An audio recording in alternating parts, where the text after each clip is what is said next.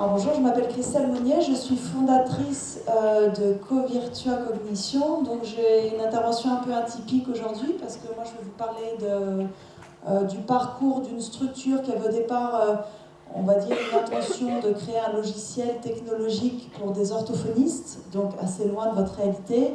Et ce logiciel qui a été créé en 2016 nous a amené à pas mal réfléchir sur notre offre et notre adéquation avec des réflexions sociétales.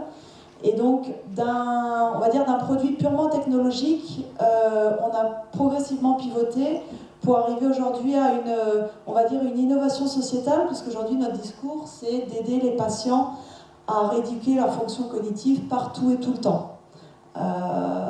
Donc voilà, on avait un discours en 2016 qui était purement technologique, on allait sur des salons au CES Las Vegas aux États-Unis, Laval Virtual en France, en présentant voilà, une très forte innovation informatique. Et aujourd'hui, on se rend compte que la techno pour la techno, c'est pas le plus important. Le plus important, c'est d'accompagner un patient tout au long de son parcours de soins. Donc, je vais vous parler de notre réflexion, on va dire nos différentes décisions qui ont permis justement d'arriver à ce résultat-là aujourd'hui. Et j'aurai plaisir à vous présenter l'outil. Voilà, on a un stand dans le hall et donc j'aurai plaisir à échanger avec ceux qui sont intéressés par ce que je vais dire juste maintenant. Donc en fait, j'ai créé le logiciel avec 5 amis, dont 3 orthophonistes. Et notre objectif initial, c'était d'aider les patients qui ont des troubles cognitifs majeurs. Donc ces patients, ce sont soit des patients qui ont subi un AVC, un traumatisme crânien, soit également des patients qui sont malades, qui ont une maladie neurodégénérative, telle que la maladie d'Alzheimer, une CEP, Parkinson. Donc voilà, on gère la prise en charge des troubles cognitifs, ce qui représente en France à peu près une personne sur 7. Et ce qui coûte à peu près 28 milliards d'euros en France et 300 milliards d'euros en Europe. Alors au-delà de ces troubles cognitifs qu'on avait initialement en tête, on se rend compte aujourd'hui que notre outil plaît à pas mal de médecins et thérapeutes pour d'autres troubles mentaux, dont la schizophrénie, l'autisme. Donc on est en train progressivement de se rendre compte que les applications possibles de notre outil sont beaucoup plus vastes que ce qu'on avait imaginé initialement. Alors la problématique au départ, elle était double, côté thérapeute comme côté patient. On voyait que les orthophonistes avaient pas mal d'outils au quotidien. Côté patient, en fait, les outils, enfin les exercices qu'on leur proposait en séance étaient des exercices assez théoriques, décorrélés de la vie quotidienne. C'est-à-dire c'était des exercices assez papier-crayon qui les rendaient efficients en séance, mais dès que le patient sortait du cabinet, il ne savait pas appliquer ce qu'il avait appris en séance, il était perdu à son domicile. Donc on a pris dès le départ le postulat de proposer un logiciel de réalité virtuelle, c'est-à-dire qui plonge le patient dans des situations de la vie quotidienne. Côté thérapeute, en fait, les outils qui étaient mis à leur disposition, c'était des outils figés, c'est-à-dire que quand le thérapeute proposait une activité à son patient, un exercice qui fait travailler le langage, la mémoire, l'attention, l'inhibition, ces exercices figés faisaient que quand le thérapeute proposait une activité à son patient et avait mal calibré la difficulté, le patient pouvait se retrouver bloqué dans l'exercice et le thérapeute était obligé de recommencer l'activité. Ce qui mettait le patient en situation d'échec, donc ce qui était assez préjudiciable pour son moral, et ce qui faisait perdre du temps à tout le monde. Donc nous, on a créé un outil collaboratif qui permet au thérapeute, en fait, d'adapter la difficulté en cours d'exercice. Et le dernier constat qu'on avait côté thérapeute, c'est que entre leurs logiciels assez vieillots, leurs outils papier-crayon et leurs différents exercices, on va dire avec des jeux de société, il n'y avait pas de prise en charge globale du patient, c'est-à-dire qu'il n'y avait pas un historique compilé et il y avait des outils assez disparates qui entraînaient une prise en charge pas efficiente. Il n'y avait vraiment pas d'efficacité organisationnelle. Donc on a décidé de créer un outil voilà, pour prendre en charge ces différents patients dont je vous ai parlé tout à l'heure, donc que ce soit des gens qui ont fait un AVC ou un traumatisme crânien qui se perdent dans leur quartier, des patients malades d'Alzheimer et qui sont plus capables d'être autonomes à domicile parce qu'ils ne savent plus préparer un repas, et également des enfants ou des adultes avec des troubles 10 qui ont des risques de décrochage scolaire.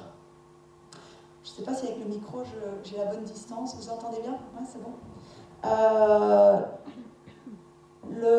Ce que nous disaient tous les thérapeutes qui utilisent le logiciel, c'est que l'enjeu clé, c'est le temps. C'est-à-dire une prise en charge pour qu'elle soit efficace au niveau cognitif, mais j'imagine que c'est la même chose au niveau locomoteur. Il faut qu'elle démarre le plus tôt possible. Typiquement, après un AVC, on sait que c'est les 4 premiers mois qui sont les plus importants en termes de récupération cognitive.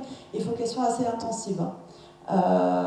Donc pour cela, en fait, on a décidé de proposer une prise en charge d'un patient tout au long de son parcours de soins, c'est-à-dire que le patient puisse travailler aussi bien en séance avec son thérapeute qu'entre les séances, puisque beaucoup de médecins nous ont dit au bout d'un an et demi, votre logiciel il est très bien, c'est bien ce que vous faites avec un patient en SSR ou en cabinet libéral, mais pour que le patient progresse encore plus, ce serait bien qu'il puisse travailler tout seul entre les séances, aussi bien en chambre s'il est en hospitalisation complète, ou à domicile s'il est en HDJ, également à domicile s'il est suivi dans un cadre libéral.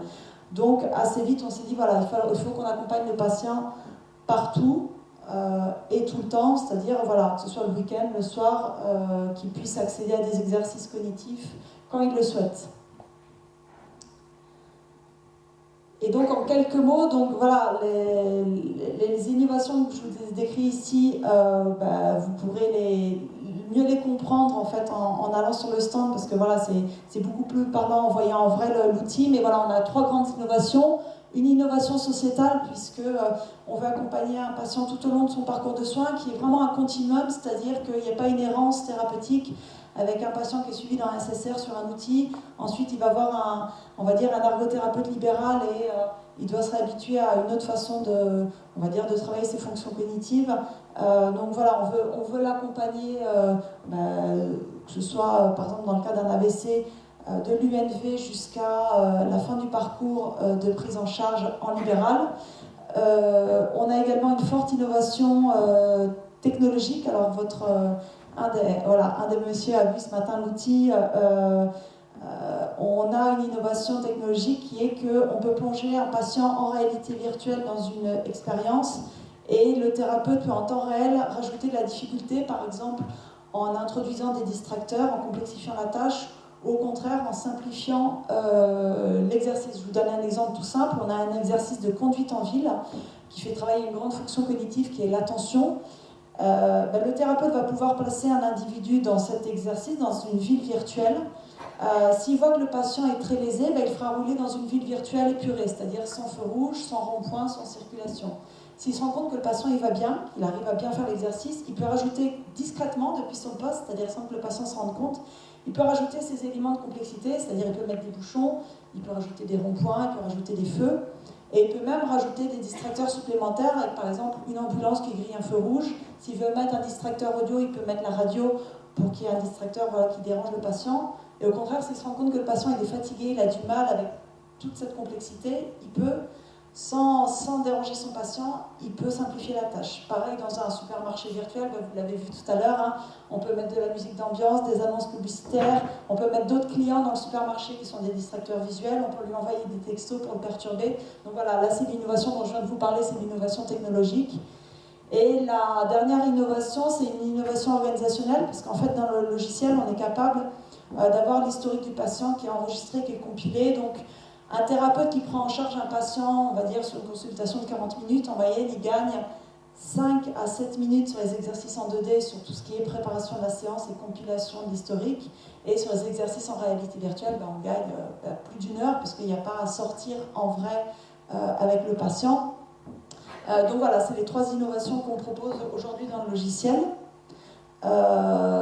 Et donc, la prise en charge qu'on avait imaginée au départ, c'était une prise en charge en séance, c'est-à-dire une utilisation en séance entre un thérapeute et un patient. Je vous ai dit qu'assez vite des médecins, notamment des médecins MPR, nous ont dit mais c'est bien ce que vous faites, mais ce serait bien que le patient puisse travailler tout seul entre les séances. Donc c'est le mode autonome qu'on est en train de développer avec différents CHU en France. Et on s'est dit, mais ces patients, c'est bien, mais arrive un moment où ils ne sont plus pris en charge. Je parlais hier de l'association AVC, AIT et après, c'est-à-dire on a été contacté par beaucoup de gens qui nous ont dit, mais moi j'ai fait un AVC il y a 5 ans, je ne suis plus dans le parcours de soins, je suis plus suivie par un orthophoniste libéral, mais vos exercices m'intéressent parce qu'au quotidien, j'ai toujours des problèmes de mémoire, d'attention. Comment je peux faire, comment je peux utiliser le logiciel? Et donc, on va concevoir, alors là, il y aura de l'intelligence artificielle, donc il y a un gros travail de recherche, mais à terme, on va concevoir un module qui s'appelle le mode indépendant, où là, la personne qui utilisera le logiciel, ce sera plus un patient, ce sera une personne qu'on considère comme fragile, elle sera plus dans un parcours de soins. Et là, ce sera pour proposer un entraînement cognitif, c'est-à-dire soit en prévention pour une personne qu'on considère comme fragile, typiquement une personne de plus de 75 ans qui a un risque de décrochage cognitif, soit une personne qui a fait par exemple un AVC il y a 15 ans, qui a encore des soucis, et voilà, qui peut continuer d'entraîner ses facultés cognitives. Donc c'est ce que je vous disais, voilà, dans le mode tutorat autonomie, c'est une interaction entre deux personnes, on va dire, voilà, deux individus, un thérapeute et un patient, que ce soit en mode synchrone ou asynchrone, et à terme, ce sera un module d'intelligence artificielle qui saura mettre de distracteurs quand il faut, de l'aléa quand il faut, ou au contraire de l'aide s'il perçoit que la personne elle a des difficultés aujourd'hui et elle a besoin d'aide dans cet exercice. Et dans ce mode indépendance, en fait, le but, c'est de prévenir les aidants en cas de décrochage, c'est-à-dire de dire aux enfants, bah, votre maman, ça fait 6 mois qu'elle utilise le logiciel 5 minutes par jour, mais ça fait une semaine qu'on voit que les performances chutent, peut-être qu'il faut aller voir son généraliste, il y a peut-être un début de maladie d'Alzheimer, elle n'est peut-être pas capable, votre maman, de rester toute seule à domicile. L'équipe, en fait, elle a suivi notre réflexion, parce qu'en fait, dans les contributeurs initiaux, il y avait les 3 orthophonistes, les 3 amis dont je vous ai parlé au départ, et Roland, l'ami informaticien. Et assez vite, on s'est dit, mais il faut qu'on prouve la validité de ce qu'on fait. Le médecin, tout à l'heure, le médecin du sport disait, mais quelle est la validité de l'expérience de démarche avec les 18 000 marcheurs? Nous, voilà, on s'est dit assez vite, il ne faut pas qu'on aille voir les particuliers en disant, c'est joli ce qu'on fait, c'est moderne, on a été aux États-Unis. Il faut qu'on dise, non, il y a tel gain thérapeutique et il faut qu'on le mesure, tout ça. Donc assez vite, on a embauché Lisa, qui est une docteure en neurosciences, qui est spécialiste du vieillissement. Donc elle met en place toutes les études cliniques avec des médecins méthodologistes pour établir les protocoles. On a recruté Laetitia, une deuxième docteure en troubles du langage. Et comme à terme on veut être dispositif médical, on a recruté également Christelle, une ingénieure camerounaise qui met en place tout ce qui est normalisation et on va dire application des normes de santé, et Agathe, une ingénieure key user. En fait, tout ça pour vous dire que on est en lien avec la Haute Autorité de Santé, on est en lien avec plusieurs institutions publiques, on sait qu'on va de plus en plus nous demander la pertinence de ce qu'on fait, est-ce que ça a été mesuré. À terme, on aimerait que le logiciel soit pris en charge par l'assurance maladie, donc il faut prouver, et sur chaque population, on devra financer des études cliniques qui prouvent que c'est bien efficace. Aujourd'hui, on en est, le logiciel est utilisé dans beaucoup de SSR en France, c'est les établissements qu'on met là en haut à gauche, donc on est partenaire de pas mal de médecins qui voient un intérêt dans l'outil et qui l'utilisent avec leurs patients. Le logiciel est support de formation dans pas mal d'instituts de formation d'ergothérapie. D'ailleurs, un message pour les enseignants que j'ai devant moi. Nous, on vous considère comme des partenaires, c'est-à-dire qu'on vend le logiciel à des établissements de santé. À terme, on le vendra pour les patients.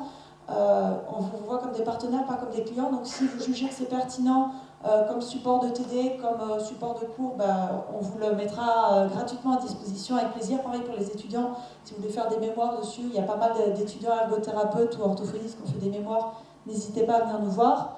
Et ce que je voulais le point que je voulais vraiment préciser pour rebondir sur ce que vous avez dit tout à l'heure, c'est ce point-là. En fait, on va mener un projet avec l'Institut 3IA de Grenoble, parce qu'on sait qu'aujourd'hui, notre vrai défi, c'est pas un défi technologique, c'est-à-dire on a un outil qui est performant, mais comme vous l'avez dit, le vrai enjeu, c'est l'engagement du patient, c'est-à-dire c'est l'observance. On peut faire l'outil le mieux au monde, si la tablette reste sur la cheminée parce que le patient n'est pas motivé, ça ne sert à rien.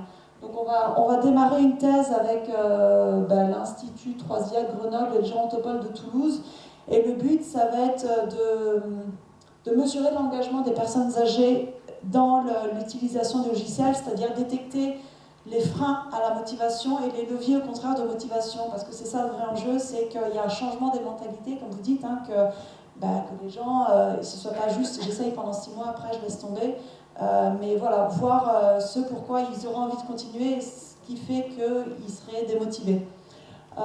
Et autre précision, voilà, le logiciel a été sélectionné par le ministère de la Santé, c'est le projet REFEX, pour mesurer les gains médico-économiques. Donc les 3 établissements qui seront embarqués, ce sera le CHU de Toulouse, CHU de Montpellier et CHU de Lille. Et on va mesurer le transfert des acquis dans la vie quotidienne pour les patients qui ont eu un AVC il y a 6 mois. Et dernière précision, j'étais un peu étonnée d'être sollicitée par l'équipe, hein, parce que voilà, nous on était sur du pur cognitif et je ne connaissais pas forcément votre formation, et donc voilà, j'ai été étonnée que vous nous sollicitiez. Aujourd'hui, la vraie démarche qu'on a, c'est de se dire, on sait pertinemment qu'il faut prendre en charge un patient dans sa globalité, c'est-à-dire il n'y a pas que le corps et l'esprit, c'est la cognition incarnée, c'est-à-dire qu'il faut partir du principe qu'une rééducation cognitive sera plus pertinente si on engage tout le corps. Et donc justement, on est en train de travailler sur comment on peut proposer les outils les plus pertinents possibles pour que quand un individu fait un exercice avec un casque de réalité virtuelle, par exemple, il puisse vraiment devenir de plus en plus performant. C'est-à-dire, voilà, on a ces contraintes technologiques et logistiques. Hein. Quand quelqu'un a un casque de réalité virtuelle sur les yeux et des manettes, c'est pas forcément évident de reproduire les mêmes gestes que dans la vraie vie. Aujourd'hui, voilà, on a cette réflexion-là. Si ça vous convient, je peux vous montrer un film de 30 secondes pour vous montrer un exemple d'exercice pour vous montrer cette interaction. Je ne sais pas si en termes de temps, c'est bon.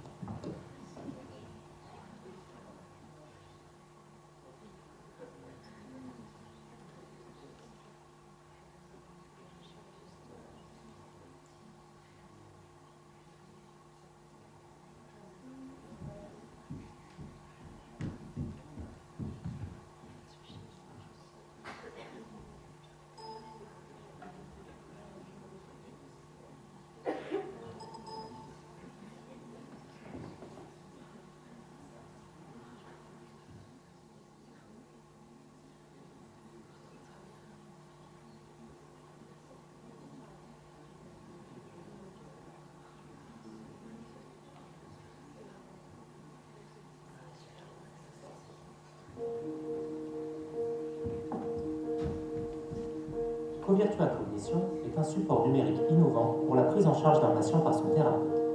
Covirtua Cognition propose notamment des activités fonctionnelles collaboratives.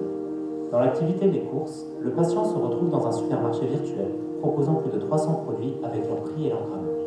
Il devra y résoudre un scénario proposé par son thérapeute. L'activité exploite les dispositifs de réalité virtuelle type Oculus Rift, mais tourne aussi sur de simples PC ou tablettes. Depuis son poste, le thérapeute pourra suivre la progression de son patient dans le magasin. Alors, juste une précision pour que tout le monde comprenne bien, parce que c'est très court. Donc là, c'est la vision du patient. Donc il peut être avec soit un casque de réalité virtuelle, soit une tablette, soit un ordinateur fixe ou portable, parce que c'est ce que je disais hier à ceux que j'ai rencontrés, c'est que nous on part du principe que c'est à l'interface de s'adapter au patient et pas le contraire. C'est-à-dire qu'il y a des patients qui supporteront bien le casque de réalité virtuelle, il y en a d'autres pour lesquels ce sera plus compliqué. Et donc l'exercice tourne également avec une tablette. Donc là, voilà ce que voit le patient.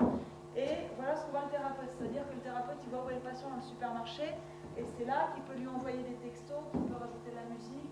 Ah oui, pardon.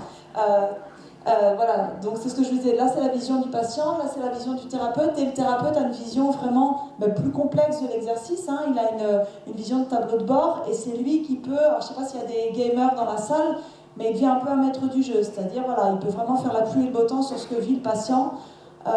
Pour le perturber ou pas. Donc là, il va pouvoir rajouter des annonces publicitaires, rajouter des patients, mettre des produits en rupture de stock pour vérifier si le patient a la flexibilité mentale de s'adapter. Il pourra voir son parcours au patient dans le supermarché à la fin de l'exercice, c'est-à-dire voir s'il y a des errances ou pas, voir si quelqu'un a une addiction à l'alcool, s'il reste planté un quart d'heure devant le rayon spiritueux, on pourra le mesurer. Donc voilà, il ne perturbe pas son patient, le patient il se concentre sur sa tâche, mais c'est le thérapeute qui voit tout ça. Il pourra aussi impacter le scénario par exemple en envoyant des SMS modifiant certaines consignes ou en prenant le contrôle du vendeur pour aider le patient dans sa tâche. Rendez-vous en janvier 2017 sur covirtua.com.